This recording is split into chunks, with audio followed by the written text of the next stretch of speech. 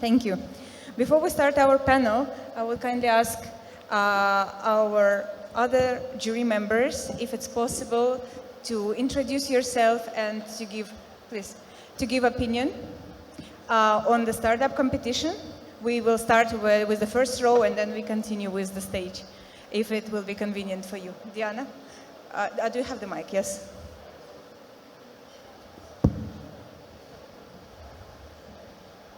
Hi, my name is Christian Gleich.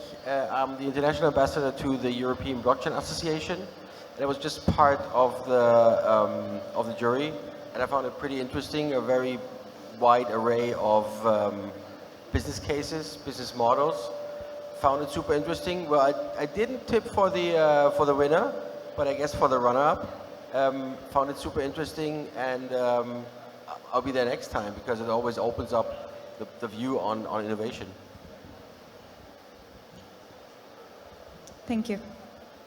Yeah, I am Alaf, founder of Metaverse Labs. I was part of the jury and I found a lot of interesting and promising ideas in the space of blockchain and Web3.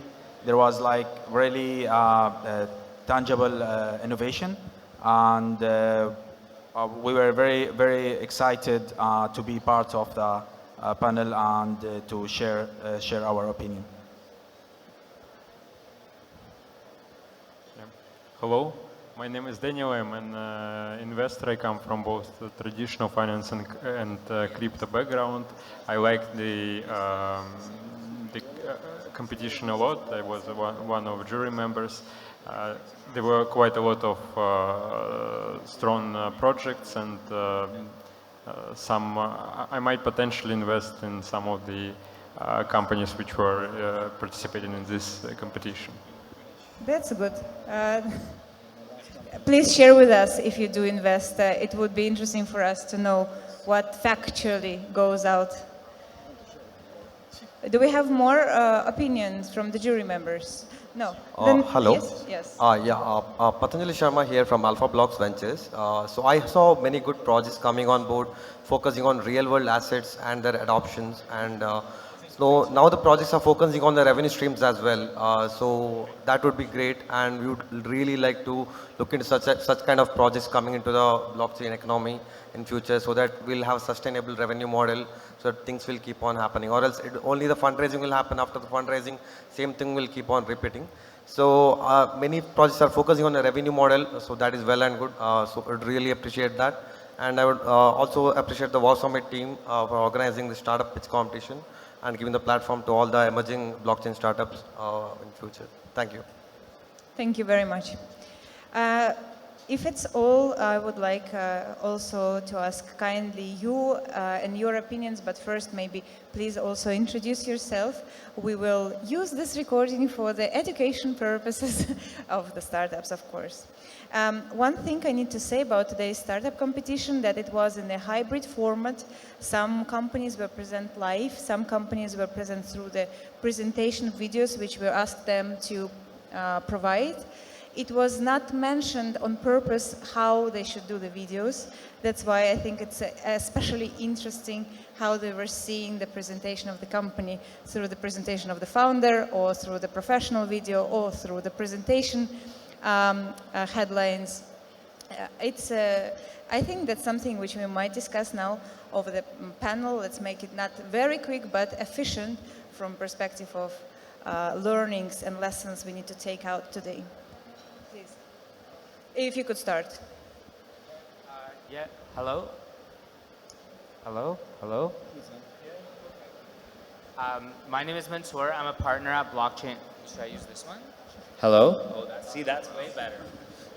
So my name is Mansoor. I'm a partner at Blockchain Founders Fund. So we've been investing in crypto and blockchain companies since 2017. And so I was happy to be here and participate with judging on the panel. I think we can go, sorry? Oh, I thought we'd do the intros first and then share the insights. But no, I think it was very informative. I think one of the challenges, especially as you mentioned with some of the videos, made it difficult to understand different elements of the product, or how a company is operating, what their secret sauce is. And sometimes like some of the companies seemed a little bit unclear, so it made it difficult in evaluating them. But I do think there was a couple companies that presented that were very strong. I'll go into more detail as we go along and discuss it. Hi everyone, I'm Rajat. I work at MasterCard. I look after product development, commercialization in the world of blockchain, NFTs, crypto, central bank digital currencies. I think the key takeaway for me was everybody was great, first of all, so congratulations and kudos to you guys, well done. But the key takeaway, if I was to say there was one, was that 3 minutes can be challenging if you're doing your pitch, but focus on the key messages that you would like to give and stick to them and let the jury tease the other questions out of you. Sometimes there was a lot happening and we couldn't necessarily understand what you were trying to say just because you were trying to get through everything you had. And I'll pass it on to you.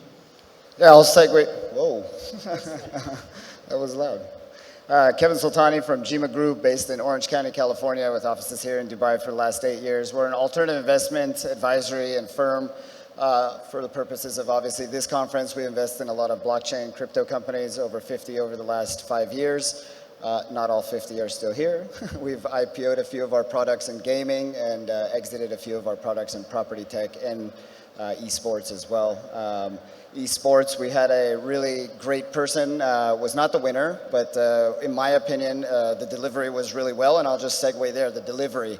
You do only get 3 minutes, so the best thing you could do is just your delivery, right? The way you do your intro, mid, and closing, and the way you set us up for questions. So I thought that was really well done to you, and I know you weren't the winner, but that was really well done, so I wanted to segue through that. And we can't really see your team or adoption. It's really tough to like actually learn about your team or what really you've done for adoption outside of a couple numbers that you're going to give us, which are hard to put into perspective. But I think with 3 minutes it's tough, but it's doable if you just get your delivery done, because honestly, when you hear you didn't practice it, right?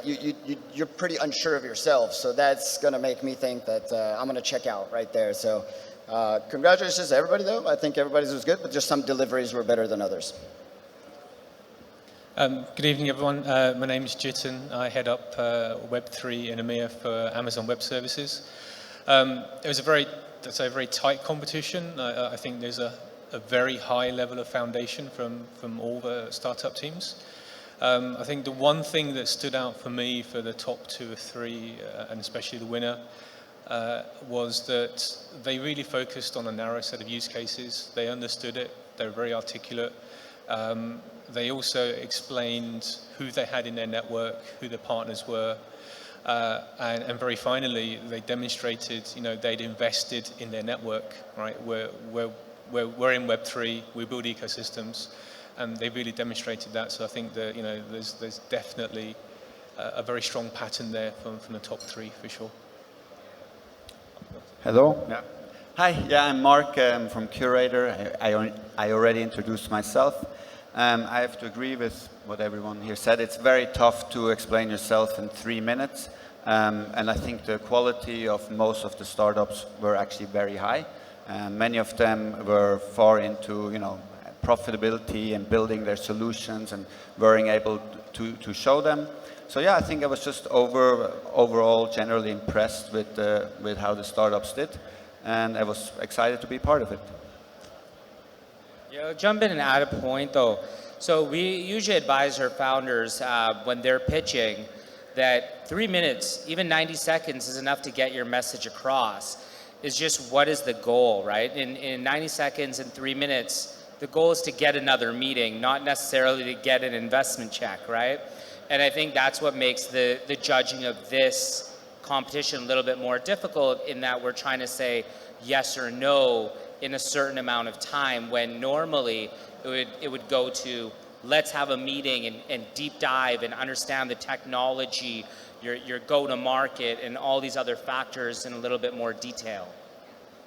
That's a good point, and that's exactly, I think, why we shouldn't consider winner today only one, even though congratulations, but all who came so far as winners, because the negotiations go on.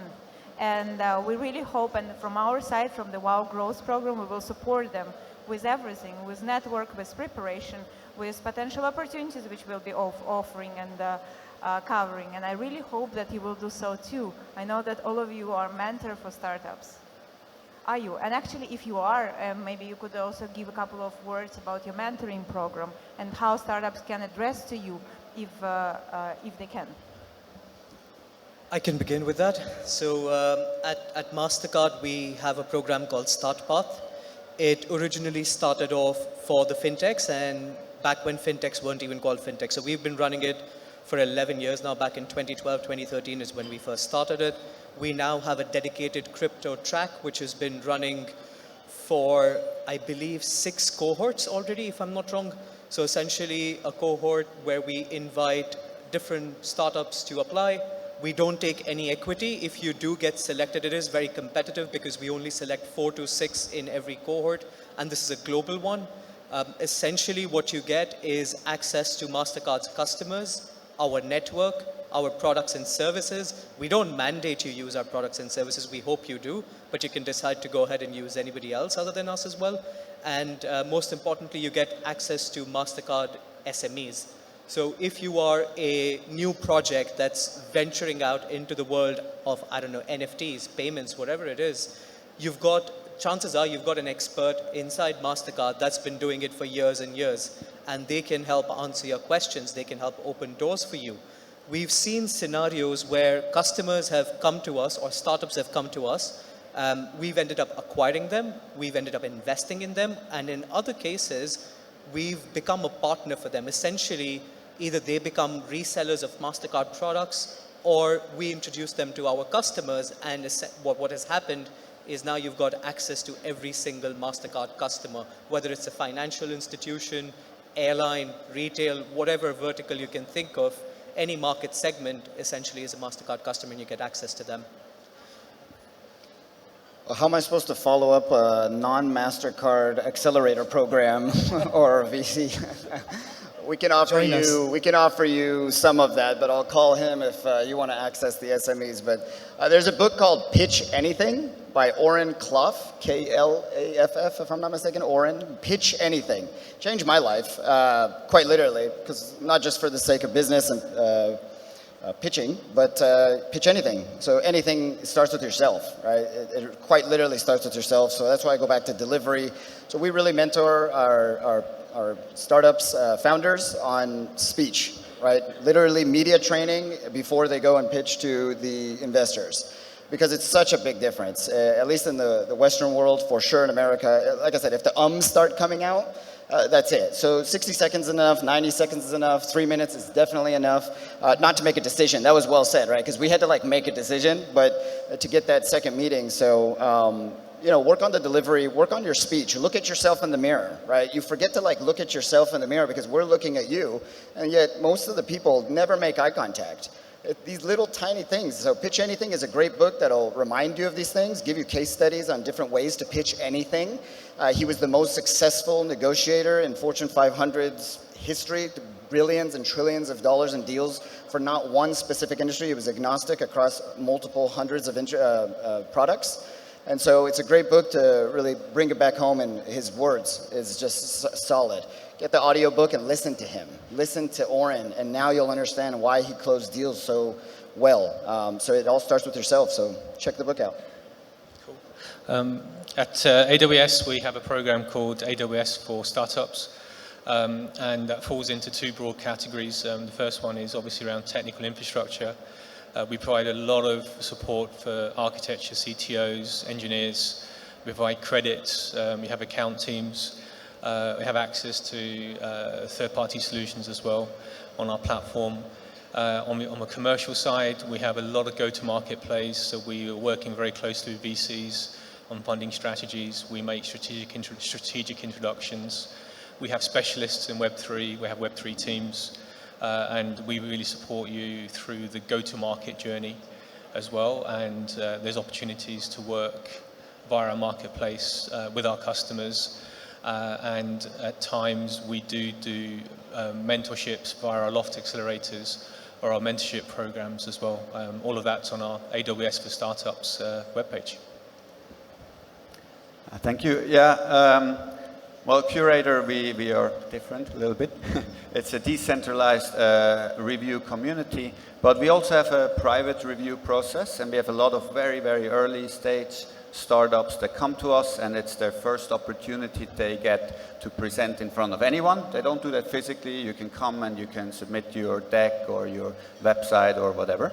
And we have a large analyst community that will go through that and give feedback and give comments. So it gives an opportunity to almost any startup to get some feedback from someone, because a lot of the big organizations will not give you any feedback, right, when you're very, very early. We have experienced that a lot of startups don't take that feedback very constructively, and that's, I think, something that I would recommend everyone to do, to go out there, share their, their decks, their businesses with everyone, especially share it with us, see what people have to say. And one of the big issues we found with very early startups is that what the founder thinks that is special about their business and what they think other people want to hear is not what actually everybody wants to hear. So this very early stage, going out, showing everyone what you have, and getting a lot of different people from a lot of different backgrounds tell you what they like, what they don't like, can be very, very valuable. And if you then can kind of zone into what matters to you and what matters to those people, you can find that message that matters to both of you, and then I think you can start communicating very effectively. And I think you can bring that back a little bit to what you guys said, that 90 seconds can be enough, or 3 minutes. If you say the right thing that everybody cares about and leave everything else away, then that can be very powerful. Thanks. And on my side, so from Blockchain Founders Fund, the way we operate with working with founders, we usually start by putting in a check. So we'll usually invest 200K, and then we work with our founders. And one of the viewpoints that we take is that we want to get non-mission critical stuff off of our founders' plates. And so when it comes to design, PR, whatever, we have people in-house that'll handle a lot of that stuff. And the goal is the quickest time to go from where we are today, pre-seed, to proving some sort of market validation and product market fit. At that point, again, we have people on our team that can help support on the fundraise side. And then 65% of our fund capital is then reserved for those follow-on subsequent investments. And so we usually aim to come in with another check. And that way we ensure that the founders are well capitalized and so forth. So that's kind of our methodology. And again, there's many strong founders, I'm sure, here in the audience, but also at the pitch, that I'd be happy to talk to.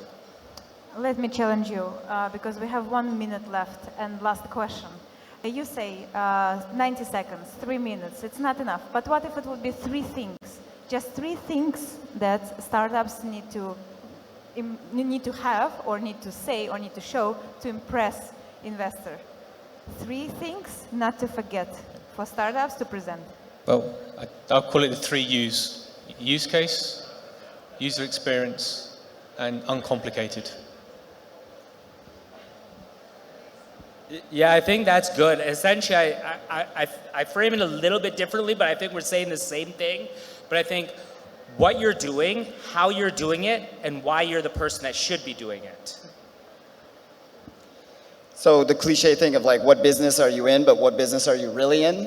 I think it's lost a lot right now between Web3, blockchain, AI. Like, what are the intersections of each? Like, what are we actually doing? What is the business you're actually in? So when you look at TAM, SAM, like, well, which one is it? Is it the blockchain? Is it the, so I like to think about that, and I'll just go back with team. Focus on your team and find a way to deliver it. I think you're going to hear iterations of the same thing, but to paraphrase what everybody else has said, it's about the problem you're solving, honestly. If you can explain to me the problem you're solving and how you're solving it, that's it. I'm hooked on. And if you can't do that in the first 30 seconds, you've potentially lost me already. At least that's my span of attention if I'm speaking to somebody for the first time. I could be the person who's not in the right place at that time, but that's just how I look at things. I don't have to take it out of you. You're the one who's looking to speak to me. You should be able to communicate it to me in 30 seconds, and that's the rule I follow as well. So if I'm coming up to you and trying to speak to you, in the first 30 seconds, you should know what I'm speaking about. Thank you, Mark. Yeah, I mean, I agree with all of this. I think the only one thing I would maybe add is find something really, really tangible that stands out, that is very unique. If you can show that, it's very impressive. Because we look at a lot of decks all the time, and it's just ideas and concepts and ideas and concepts. If you can say the one thing that is special to you, so in our presentation, we showed our Google search performance, for example, something like that. That is not just an idea that stands out. I think that can impress a lot. Thank you very much. From my side, I would like to thank you all for participating, taking your time, giving the great advices. And from my perspective, I would add one more thing. Personal contact would be very important. We had today online and offline presentation, but there is nothing which can substitute that touch, that exchange of energies, the contact, the eye contact, as you were saying. Unfortunately, even with all our technologies, there should be personalization. Thank you very much. Thank you. Thank you. Thank you.